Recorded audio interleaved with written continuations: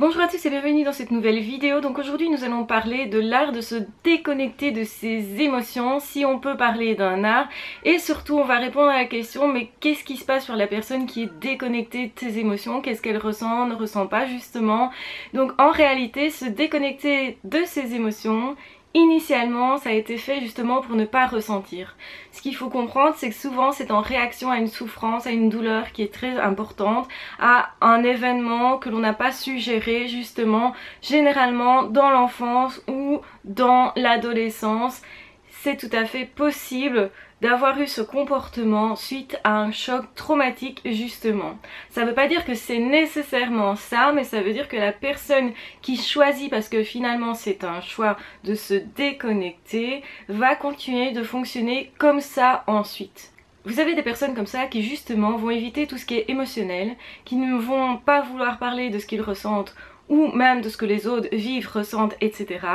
et qui vont complètement être anesthésiés, on va dire, par rapport à ce qu'ils vivent, à ce qu'ils ressentent justement.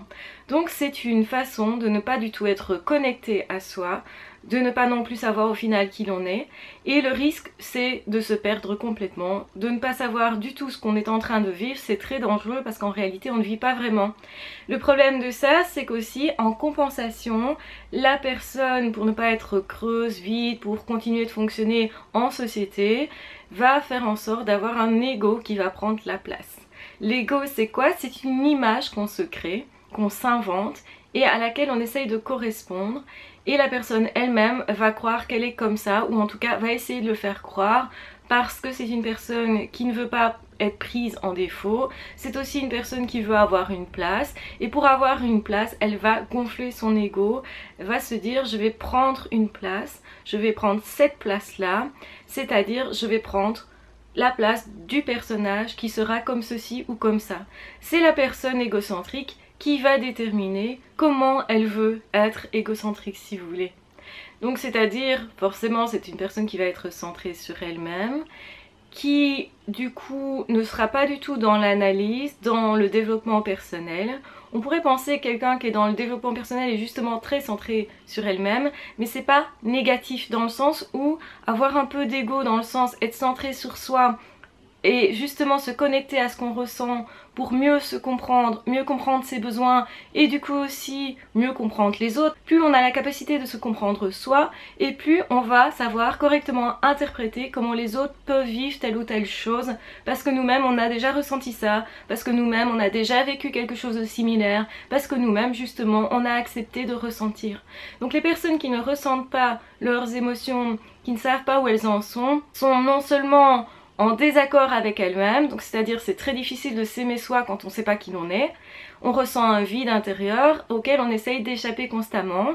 Aussi ils essayent d'échapper à tout ce qui est émotion, sensation et surtout à la douleur, parce que ce qu'ils ressentaient initialement c'est plutôt de la douleur et c'est pour ça qu'ils ont voulu se déconnecter. On n'essaye jamais de se déconnecter de la joie, si vous voulez. Si ce sont des émotions positives, si elles sont agréables à vivre, dans ce cas-là on aura plus tendance à en vouloir plus. Dans ce cas-ci, la personne s'est coupée de ses émotions négatives à la base pour se protéger, mais en même temps, elle se coupe aussi de tout ce qui est joie, et donc c'est quelqu'un qui va être plus facilement en train de se plaindre, quelqu'un qui va être plus facilement frustré, quelqu'un qui va jouer un rôle constamment justement jusqu'à tricher par rapport à soi-même. Donc au final, la personne, elle pense que tout le monde fonctionne comme ça, mais c'est faux. Et donc du coup, cette personne-là aura du mal à comprendre les autres, n'aura même pas envie de se projeter par rapport aux autres, parce que pour ça il faut ressentir. C'est justement ce que cette personne ne veut pas. C'est pour ça que cette personne généralement va pas savoir déterminer quels sont les besoins des autres. Et au niveau intelligence émotionnelle, c'est généralement assez pauvre, parce que pour développer une certaine intelligence émotionnelle, il faut comprendre la relation à l'autre. Pour comprendre la relation à l'autre, il faut être connecté à la relation à soi. Pour comprendre les sentiments des autres, les besoins des autres, il faut comprendre les siens propres, et c'est justement ce que la personne ne veut pas faire.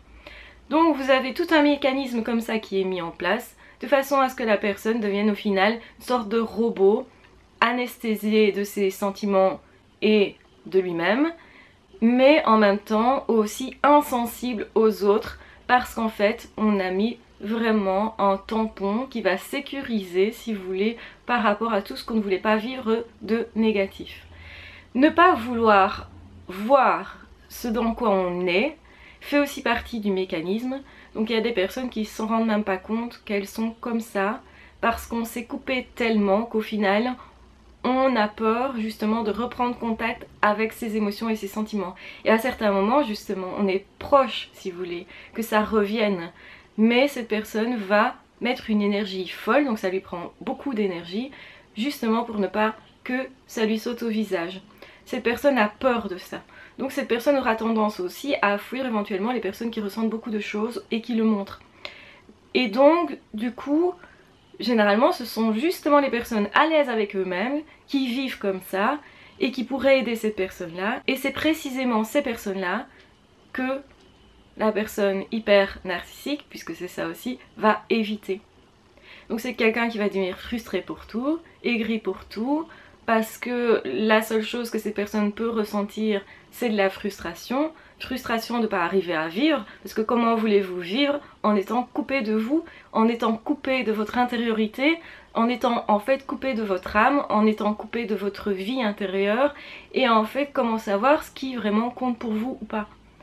C'est l'ego qui va prendre la place et qui va permettre à la personne de dire je veux ça ou je veux ça. Mais en fait ce que la personne veut c'est pour briller. Donc c'est très superficiel. Et forcément ça n'aide pas au bonheur. Donc en fait cette personne ne peut être que frustrée continuellement.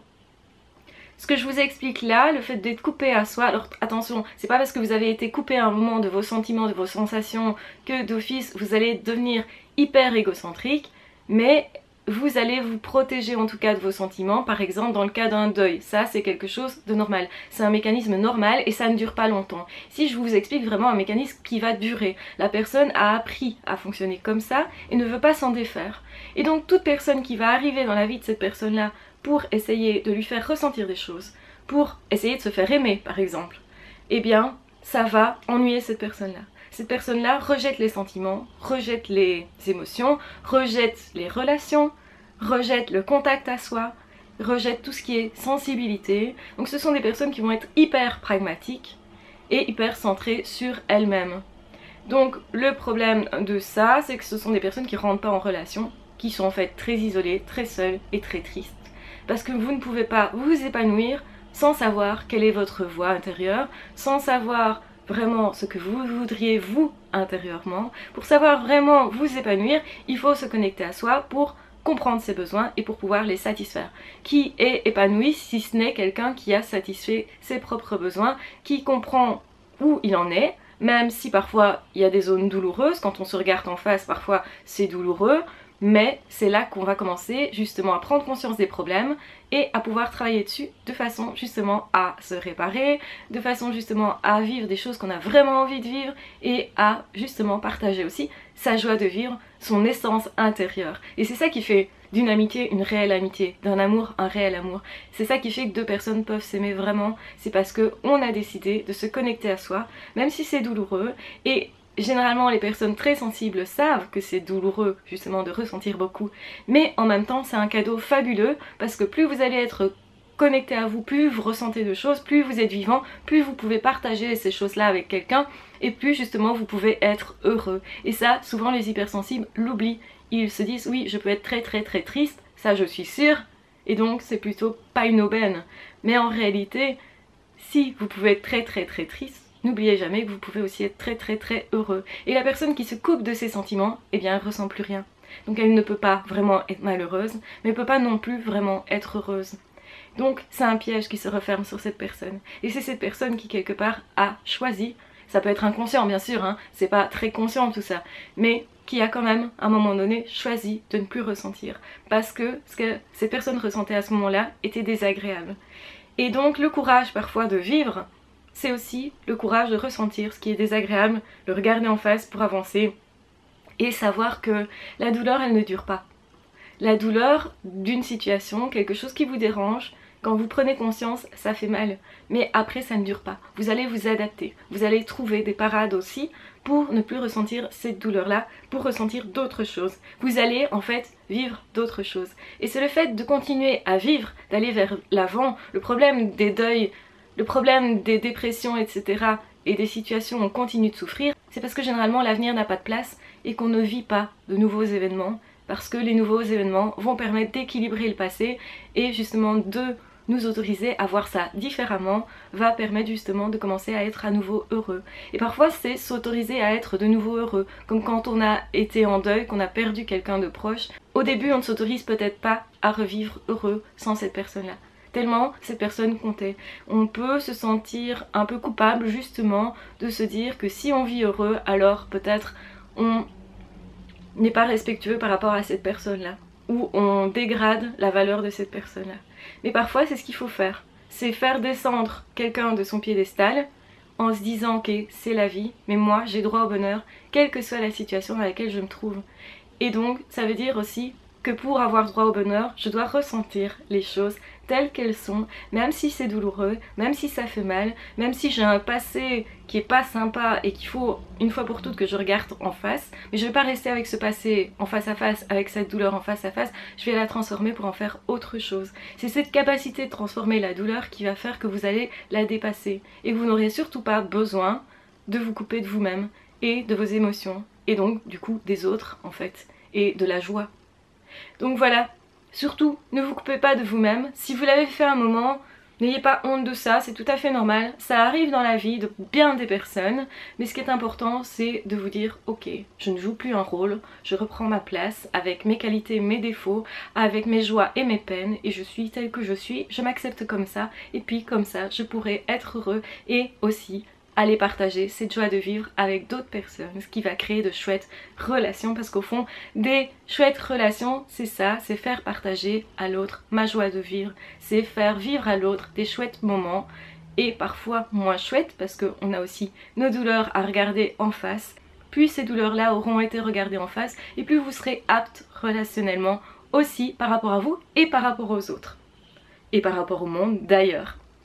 Voilà, je vous embrasse bien fort, je vous aime très fort, j'espère que cette vidéo est capitale pour vous. Vous aurez compris l'essence profonde de cette vidéo qui est raccordez-vous à vous, même si c'est douloureux, dépassez vos douleurs. Sachez que ça ne dure pas, la douleur elle n'est pas éternelle, mais vous par contre, vous l'êtes et vous allez justement avancer sur votre chemin pour vivre des chouettes choses avec vous-même, en vous aimant et ensuite partager ça avec d'autres personnes, en aimant les autres et en vous laissant aimer. Aussi en prenant votre place dans le monde sans honte aucune parce que vous savez que c'est votre place et que naturellement elle vous revient tout simplement. Voilà, je vous embrasse bien fort, je vous aime très fort, surtout prenez bien soin de vous. N'hésitez pas à vous abonner à la chaîne si vous le souhaitez, n'hésitez pas aussi à rejoindre cette chaîne si vous voulez soutenir la chaîne et mon travail et avoir plus de contenu. Et de toute façon on se retrouve très vite dans d'autres vidéos ou dans d'autres podcasts. Ah ciao, bye bye.